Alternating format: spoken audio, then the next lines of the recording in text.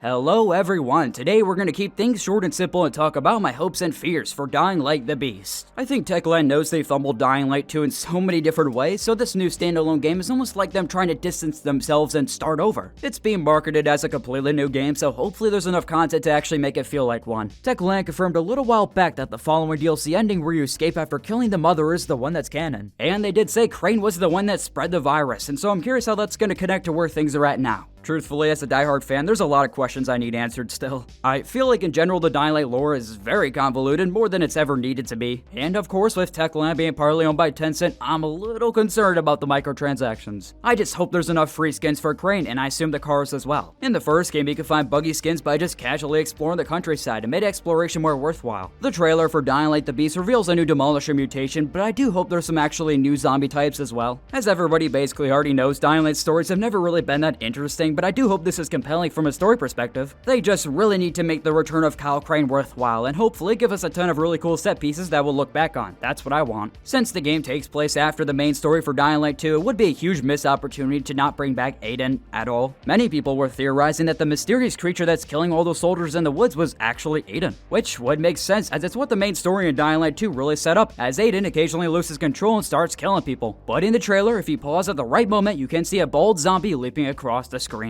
So if it is Aiden, then he's got it rough. One thing that I would actually love in this game is an actual moving sun. The first game did it perfectly, but in the second one they went with static images for the sky for some reason. So I really do hope this time around it's more like the first game. And with Techland really classifying this as a completely new standalone game, I really do hope there's some actually new parkour moves, new weapon finishers, extra animations, enough to make it feel like you're not just playing as Aiden but with Kyle's voice. Also like the following, I hope there's volatile hives that we can come across. Those were always super interesting. One of the best things about the trailer in my eyes is the cars, and hopefully co-op partners can use guns in the front or back seat, kind of like the first game again. Let's be honest, the following DLC in the first game isn't some sort of masterpiece that can't be criticized. It's got a lot of problems, but I do think a lot of the mechanics that it did set up are perfect. And so, to me, if the game just takes a lot of those things and improves on it, I'm not mad. The last thing I want to mention right now is that I hope there is more story content for Dying Light 2. Since Techland made the game standalone, I've been watching a lot of the reactions online and people genuinely feel betrayed. They look at it as Techland kind of abandoning Dying Light 2 and going back to their roots with the return of Kyle Crane, and they're not completely wrong. You got to remember there's still people grinding this game constantly, leveling up and doing that sort of thing, and so we were expecting DLC 2 to become playable within Dying Light 2 as well. So now that it's standalone, who knows if anything will even carry over? My guess is probably not. Techland did say they're still going to be following through with their 5-year support plan for Dying Light 2, but we just don't really know what content we're going to be seeing in the future besides events. So, the next time that we'll be hearing more answers is on August 26th, where Tomon's McTell will come through and answer some of the community's questions. So if you have questions, which I'm sure many of you do, then leave them in the Dying Light Discord. Anyways though, for right now, those are all my hopes and fears for Dying Light the Beast, and I just hope for the best, really. This series really has a special place in my heart, so